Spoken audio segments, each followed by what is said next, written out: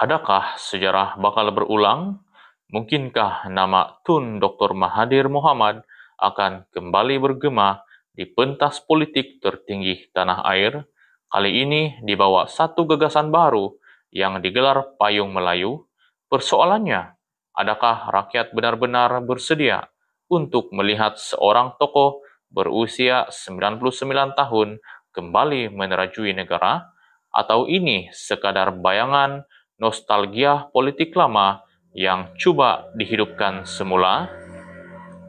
Salam sejahtera, kembali lagi di channel Arena Rakyat, tempat isu jadi bualan.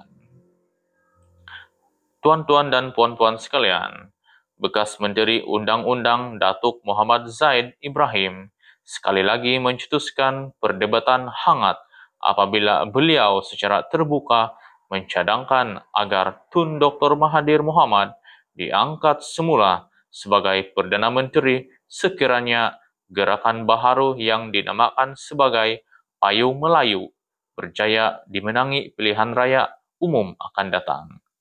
Cadangan itu disuarakan oleh Zaid melalui hantaran di laman Facebook miliknya yang segera menarik perhatian ramai pemerhati politik dan masyarakat umum. Menurut Zaid, Payung Melayu bukanlah sekadar simbol perpaduan politik, tetapi satu gerakan yang disifatkannya sebagai peluang terakhir bagi orang Melayu untuk mendapatkan semula kuasa mentadbir negara dengan semangat kemerdekaan yang sebenar. Gerakan itu, katanya, wajar menghimpunkan parti-parti seperti PAS, Bersatu, dan beberapa parti kecil lain di bawah satu bumbung penyatuan. Tuan-tuan dan puan-puan sekalian, namun cadangan Zaid tidak berhenti setakat itu. Beliau menambah satu kenyataan yang cukup mencuri perhatian. Beliau menyarankan agar Tun Dr. Mahathir memberi pengampunan kepada bekas Perdana Menteri Datuk Seri Najib Tun Razak jika benar beliau mahu membawa semangat perpaduan Melayu yang menyeluruh. Menurutnya, jika Mahathir mampu memaafkan Datuk Seri Anwar Ibrahim pada tahun 2018 demi kestabilan politik negara, maka tidak ada sebab untuk beliau tidak melakukan perkara sama terhadap Najib. Najib mungkin telah menyebabkan kerugian sebanyak 680 juta dolar, tulis Zaid, tetapi tahukah kita berapa besar kerugian yang ditanggung negara di bawah PMX Datuk Seri Anwar Ibrahim? Kenyataan ini bukan sahaja mempersoalkan prestasi semasa kerajaan perpaduan, tetapi juga dilihat cuba menggugat naratif bahawa hanya kepimpinan baharu mampu membawa kestabilan. Tuan-tuan dan puan-puan sekalian, bagi Zaid, ini adalah peluang terakhir untuk orang Melayu kembali menjadi kuasa utama dalam pentadbiran negara dan beliau menyifatkan Mahathir masih sebagai seorang pejuang sejati, walau berusia hampir seabad. Menurutnya, walau apapun kelemahan Mahathir, sumbangan beliau kepada pembangunan Malaysia tidak boleh dinafikan dan semangat juangnya wajar diberi satu peluang terakhir. Tuan-tuan dan puan-puan sekalian, dalam seruannya, Zaid turut merayu kepada dua tokoh penting politik, Presiden PAS, Tan Sri Abdul Hadi Awang, dan Presiden Bersatu, Tan Sri Muhyiddin Yassin, agar bersatu di bawah kepimpinan Mahathir untuk memberi sinar baharu kepada bangsa Melayu. Beliau menegaskan bahawa tanpa perpaduan, orang Melayu akan terus berpecah dan gagal menonjol dalam arus politik moden yang semakin kompleks. Namun, cadangan itu juga menimbulkan persoalan besar.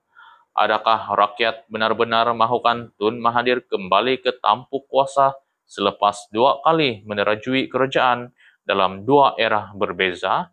Atau adakah langkah ini sekadar usaha kecil kumpulan lama politik untuk kembali relevan dalam suasana politik yang semakin berubah? Tuan-tuan dan puan-puan sekalian, sebelum ini, Tun Mahathir sendiri telah memperkenalkan satu inisiatif yang dinamakan Jawatan Kuasa Sekretariat Orang Melayu yang menurut beliau bukan bermotifkan politik. Tujuan utamanya ialah, kata Mahathir, adalah untuk menjadi wadah bagi orang Melayu membincangkan isu-isu ekonomi, sosial, dan budaya yang menurutnya semakin diabaikan kerajaan hari ini. Gerakan ini dikatakan mahu menyatukan orang Melayu di bawah satu payung besar agar mereka kembali mempunyai kekuatan dalam menentukan arah negara. Namun, bagi penganalisis politik, walaupun Mahathir menegaskan bahwa inisiatif itu bukan bersifat politik, hakikatnya ia sukar dipisahkan daripada pengaruh politik, memandangkan tokoh-tokoh yang terlibat mempunyai sejarah panjang dalam arena politik tanah air. Dalam konteks realiti semasa, gerakan ini boleh dilihat sebagai satu percobaan untuk membina semula pakatan politik berasaskan semangat kebangsaan Melayu yang pernah menjadi asas kekuatan UMNO suatu ketika dahulu. Tuan-tuan dan puan-puan sekalian, bagi sebahagian pihak, idea ini disambut dengan rasa rindu terhadap era kepimpinan Mahathir yang dianggap berjaya membangunkan ekonomi negara dan membina infrastruktur modern.